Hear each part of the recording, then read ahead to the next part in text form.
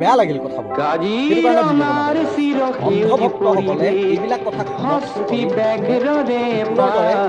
এই কমেণ্ট বক্সত আমি সমৰ্থন নকৰোঁ। কাৰণ জীৱ-জন্তুবোৰ গ'লে যাব,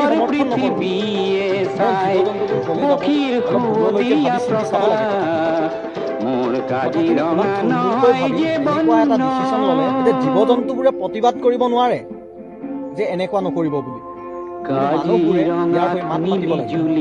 বৰ্তমান ভাৰতৰ বিভিন্ন ইউটিউবাৰ, বিভিন্ন ক্ৰিয়েটৰসকলে এই বিষয়ত মাত মাতি আহিছে, প্ৰশ্ন উত্থাপন কৰিছে। কিন্তু আমাৰ অসমৰ ইউটিউবাৰসকল ক'লৈ গ'ল? ইক' চেঞ্চিটিভ জোন। এইবাৰ তেখেতসকলে কাজিৰঙাখনকো নেৰিলে।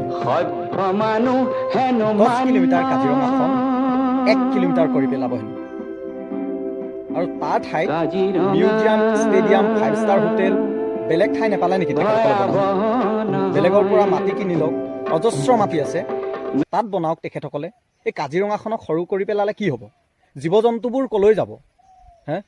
মানুহ আৰু হাতীৰ সংঘাত বৰ্তমান বাঢ়িয়ে আহিছে। কাজিৰঙাত নানা প্ৰকাৰৰ জন্তু আছে, জীৱ জন্তু আছে।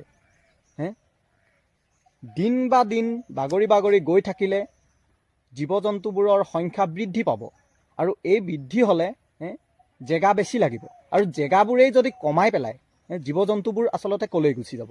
যদিহে কাজিৰঙাখন সৰু কৰি পেলায়, তেতিয়া ভুক্তভোগী কোন হ'ব? অসুবিধা হ'ব সাধাৰণ ৰাইজৰ, অসুবিধা হ'ব জীৱ জন্তুবোৰৰ। গতিকে এই এনিমেলবোৰক সুৰক্ষা দিয়াৰ পৰিৱৰ্তে বানপানী হ'লে কাজিৰঙাখনত গোটেই পানী ভৰ্তি হৈ যায় আৰু তাৰ জীৱ জন্তুবোৰ ওখ ঠাইলৈ গুচি আহে, ৰাজপথলৈ গুচি আহে, এক্সিডেণ্ট হোৱা দেখা যায়।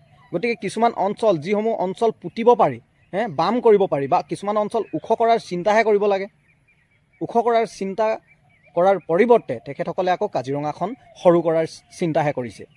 কথাটো এনেকুৱা ধৰণৰ, বৰ্তমান উদাহৰণস্বৰূপে আমি এইকেইদিনত দেখিয়ে আহিছোঁ, প্ৰকৃতিক ধ্বংস কৰাৰ ফলস্বৰূপে বৰ্তমানৰ জনসাধাৰণে কেনেধৰণে ভুক্তভোগী হ'ব লগা হৈছে, আমি সেইখিনি কথা দেখি আহিছোঁ। এতিয়া আকৌ কাজিৰঙাখনক যদি সৰু কৰি পেলায়, ইয়াৰ ভুক্তভোগী কোন হ'ব?